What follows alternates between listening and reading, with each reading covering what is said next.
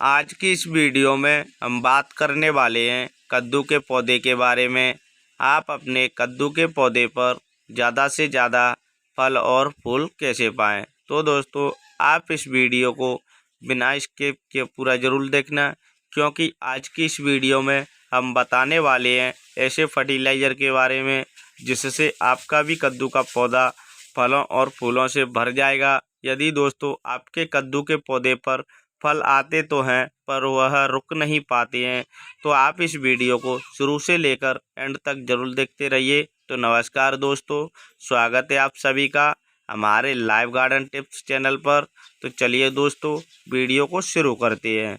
तो जैसा कि दोस्तों और आप सामने देख पा रहे होंगे, हमारे इस कद्दू के पौधे पर काफ़ी ढेर सारे फल आए हुए हैं।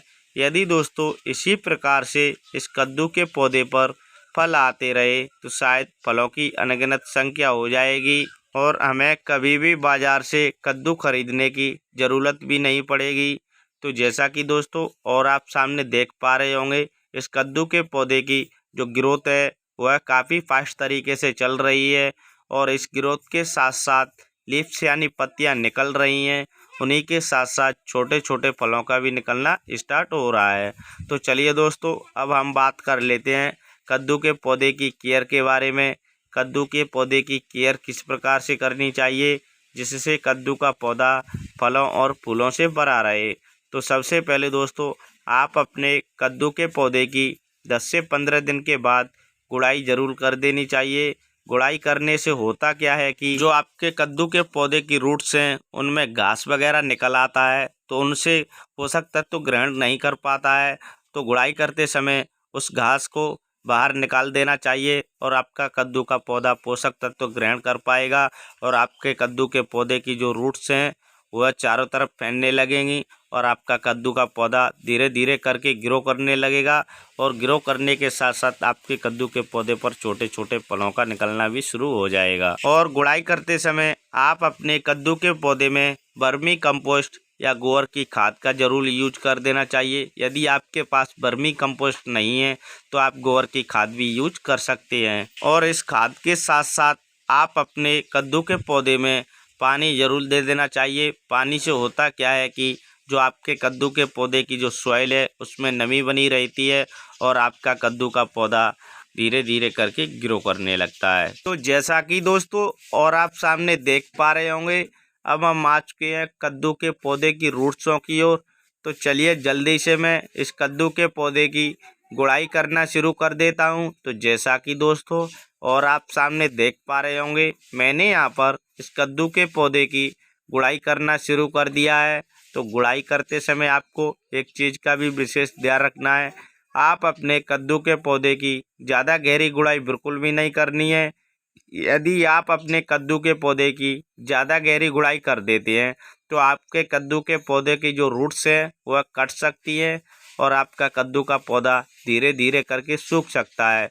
और दोस्तों, आपको दूसरी चीज़ का भी विशेष ध्यान रखना है, आप अपने कद्दू के पौधे की नज़दीकी गुड़ाई बिल्कुल भी नहीं करनी है और आप अपने कद्दू के पौधे की दूर दूर तक गुड़ाई कर देनी है। तो जैसा कि दोस्तों और आप सामने देख पा रहे होंगे, मैंने यहाँ पर इस कद्दू के पौधे की पूरी तरीके से गुड़ाई कर करके भी रेडी कर दिया है और मैंने इस सॉइल को हाथ की सहायता से तोड़ करके भी तैयार कर दिया है। तो दोस्तों, जो हमारी गुड़ाई थी वह पूरी तरीके से होकर रेडी हो चुकी है।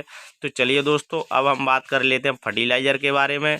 कद्दू के पौधे के लिए कौन सा फर्टिलाइज़र और कौन सा खाद वगैरह यूज करना है। तो जैसा कि आप सामने देख पा रहे होंगे, मैंने यहाँ पर गोबर की खाद ली है। इस गोबर की खाद को मैंने यहाँ पर 100 ग्राम ली हुई है। तो चलिए दोस्तों, जल्दी से मैं इस गोबर की खाद को इस कद्दू के पौधे की जो हमने दूर दूर तक गुड़ाई की थी इसमें चारों तरफ डाल करके भी तैयार कर दिया है और मैंने यहाँ पर इस गोबर की खाद को हाथ की सहायता से इस सॉइल में भी मिक्स कर दिया है। तो चलिए अब हम बात कर लेते हैं फर्टिलाइज़र के बारे में। कद्दू के पौधे के लिए फर्टिलाइज़र किस प्रकार से बनाना है।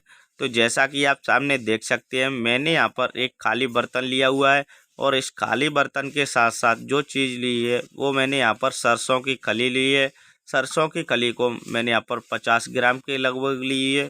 तो चलिए दोस्तों, इस खाली बर्तन में इस सरसों की खली को भी डाल करके भी तैयार कर दिया है। और इसी के साथ साथ जो दूसरी चीज़ ली है वो मैंने यहाँ पर छाछ ली है। इसे कई जगह मट्ठा भी बोल देते हैं।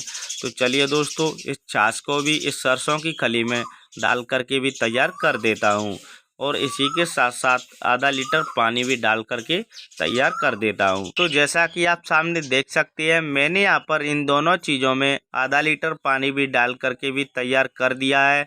तो चलिए जल्दी से मैं इन दोनों चीज़ों को इसे आधा लीटर पानी में हाथ की सहायता से घोल करके भी तैयार कर देता हूँ। तो जैसा कि दोस्तों और आप सामने देख सकते हैं, मैंने यहाँ पर 2 मिनट की कड़ी मेहनत के बाद इस आधा लीटर पानी में इन दोनों चीज़ों को पूरी तरीके से घोल करके भी तैयार कर दिया है। और जो हमारा फर्टिलाइज़र है वह पूरी तरीके से इस कद्दू के पौधे के लिए बन करके भी रेडी हो चुका है। तो चलिए दोस्तों, जल्दी से मैं इस कद्दू के पौधे में इस फर्टिलाइज़र को भी डाल करके भी तैयार कर देता हूँ। तो जैसा कि आप सामने देख सकते हैं, मैंने यहाँ पर इस कद्दू के पौधे में इस फर्टिलाइज़र को चारों तरफ डाल करके भी रेडी कर दिया है। तो दोस्तों, आप इतना काम कर लेते हैं तो आपका भी कद्दू का पौधा गर्मियों के मौसम में फलों और फूलों से भर जाएगा। तो उम्मीद करता हूँ दोस्तों, आपको ये वीडियो अवश्य पसंद आई होगी। अगर वीडियो पसंद आई हो तो वीडियो को लाइक शेयर ज़रूर कर देना। तो चलिए दोस्तों, फिर मिलते हैं किसी नए टॉपिक के साथ। तब तक के लिए थैंक यू।